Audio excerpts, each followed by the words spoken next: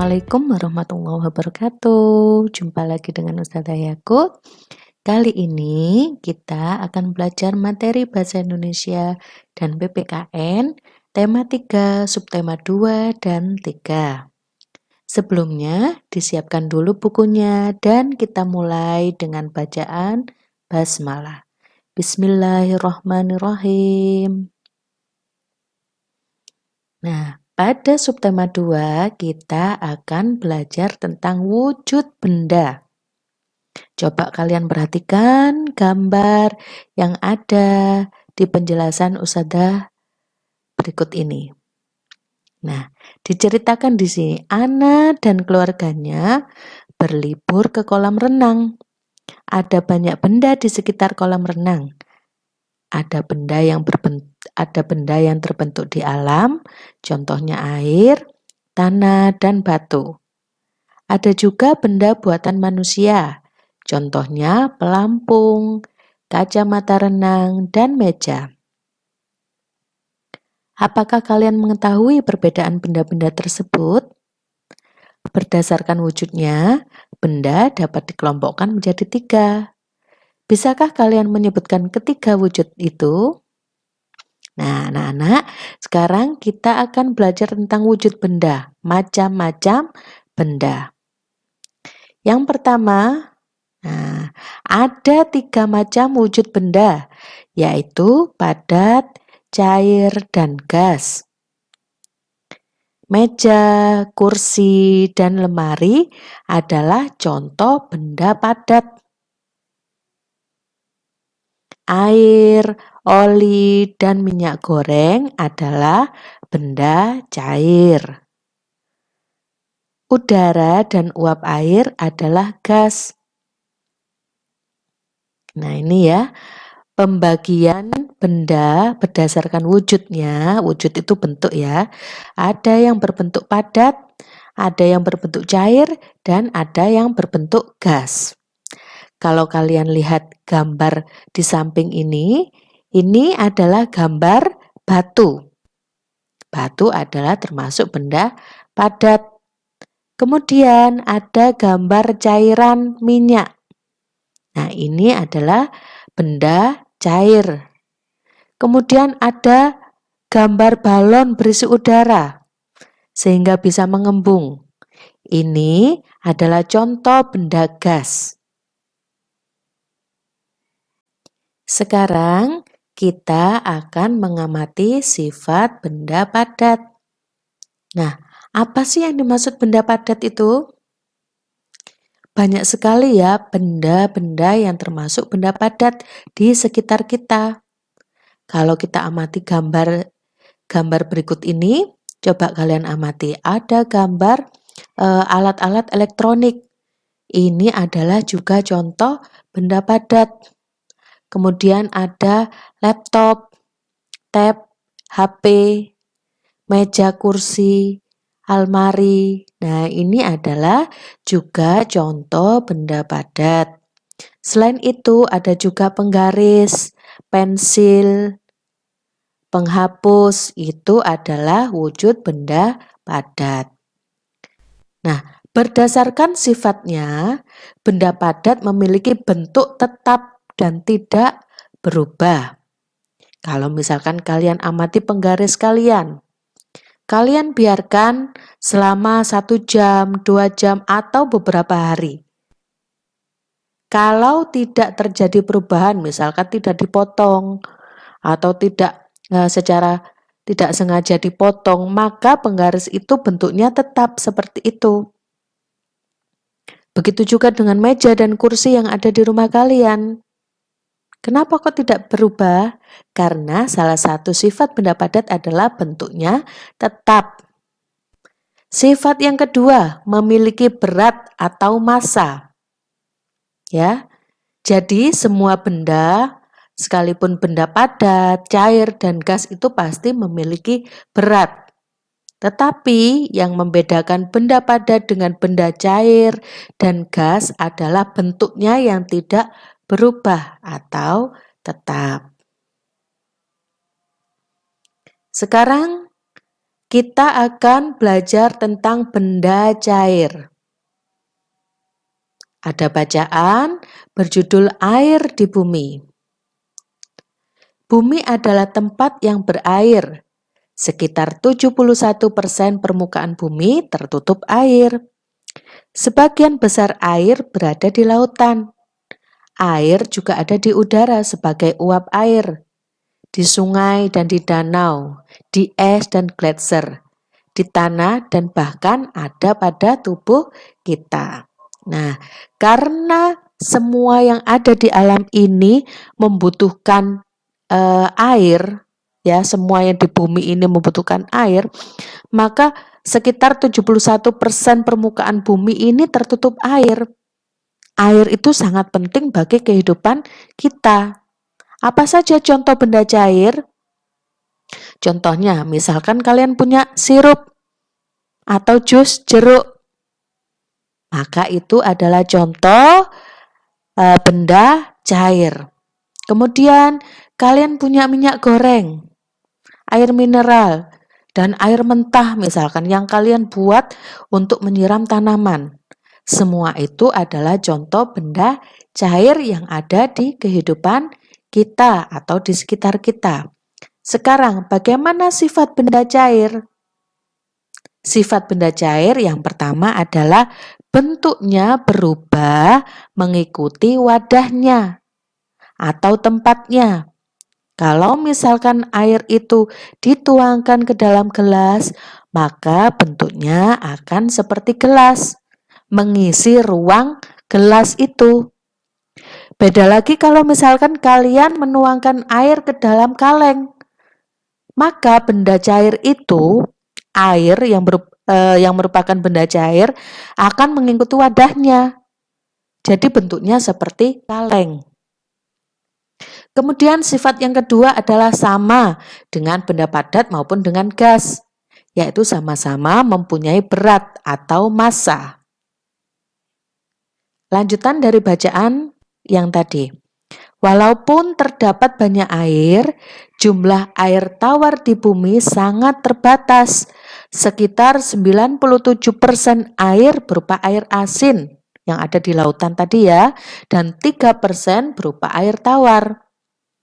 Hampir 2/3 air tawar berada dalam bentuk es di kutub. Air tawar yang tidak dapat membeku dapat ditemukan di dalam tanah. Meskipun banyak sekali air di bumi, kita tetap harus menghemat penggunaannya. Ya, karena apa? Karena hanya 3% yang berupa air tawar yang bisa kita manfaatkan dalam kehidupan sehari-hari. Digunakan untuk mencuci, minum, masak, seperti itu ya. Sekarang kita akan belajar tentang sifat benda gas. Benda gas adalah suatu zat atau benda yang mempunyai volume dan bentuk yang selalu berubah-ubah sesuai dengan tempatnya. Menurut KBBI atau Kamus Besar Bahasa Indonesia, benda gas adalah zat ringan yang sifatnya seperti udara. Balon gas, balon udara, dan ban untuk berenang berisi gas. Benda gas ada di mana-mana, di rumah, di kamar, di air, dan di tempat manapun. Udara di sekitar kita termasuk benda gas. Nah, benda gas ini adalah salah satu benda yang jumlahnya tidak terbatas. Itu juga merupakan salah satu sifat benda gas, yaitu jumlahnya tidak terbatas. Ya, bagaimana cara mengukur beratnya, Ustazah? Nah, cara mengukur berat benda gas adalah dengan menimbang wadahnya. Kalau misalkan anak-anak punya balon itu kan berisi udara ya. Nah, udara termasuk benda gas. Jadi kalau mau mengetahui berat udara yang ada di dalam balon, berarti kita harus menimbang balon tersebut. Baru dikurangi dengan beratnya balon sebelum ditiup. Ya. Kemudian ada contoh balon udara. Balon udara juga berisi udara. Udara termasuk benda gas. Yang pertama tadi, sifat benda gas adalah jumlahnya tidak terbatas. Yang kedua, volumenya atau bentuknya selalu berubah-ubah sesuai dengan tempatnya. Sama dengan sifat benda cair. Jadi kalau misalkan udara tersebut diisikan ke dalam balon, maka bentuknya juga seperti balon. Kalau misalkan udara tersebut atau benda gas tersebut diisikan ke dalam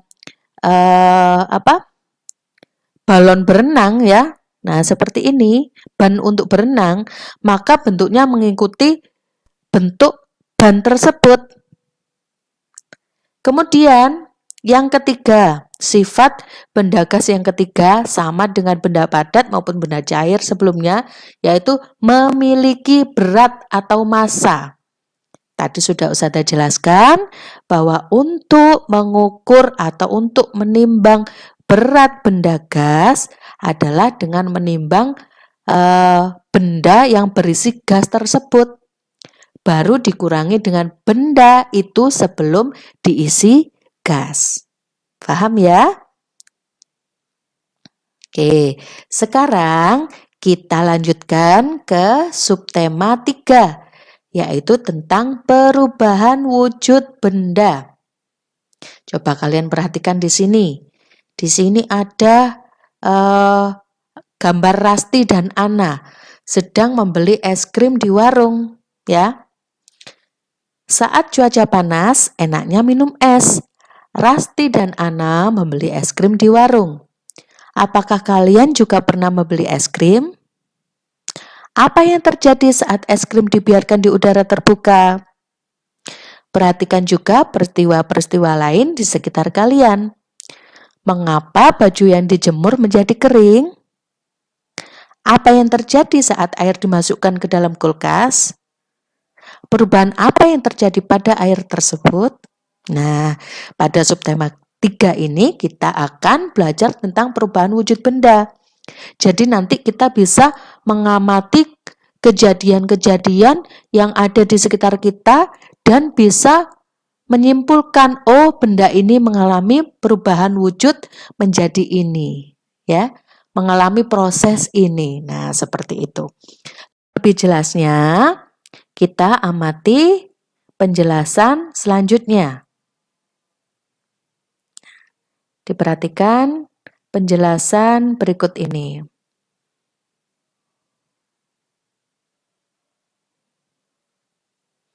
Mengidentifikasi perubahan wujud benda.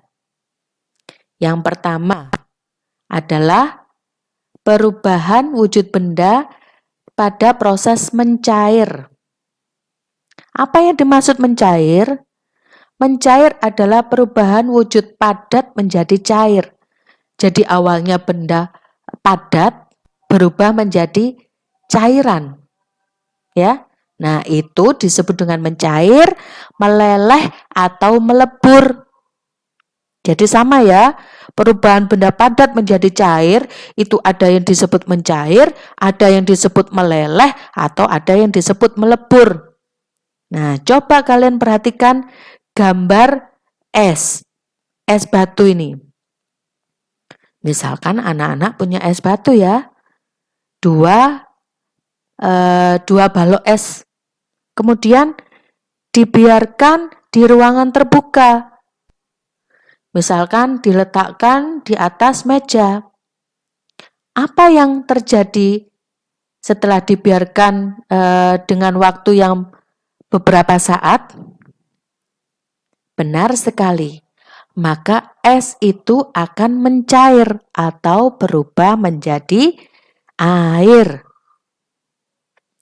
Beda lagi dengan es krim. Ya, es krim. Es krim, kalau misalkan kalian mempunyai es krim atau membeli es krim, tidak cepat-cepat dimakan, maka lama-lama akan meleleh. Nah, meleleh itu juga proses perubahan dari benda padat menjadi cairan atau menjadi benda cair. Kemudian ada peristiwa melebur. Kalau melebur ini contohnya ada pada batang besi, ya. Batang besi diberi panas, dipanaskan, berubah menjadi lelehan besi atau cairan besi. Nah, itu proses perubahan dari batang besi menjadi lelehan atau cairan besi itu disebut melebur.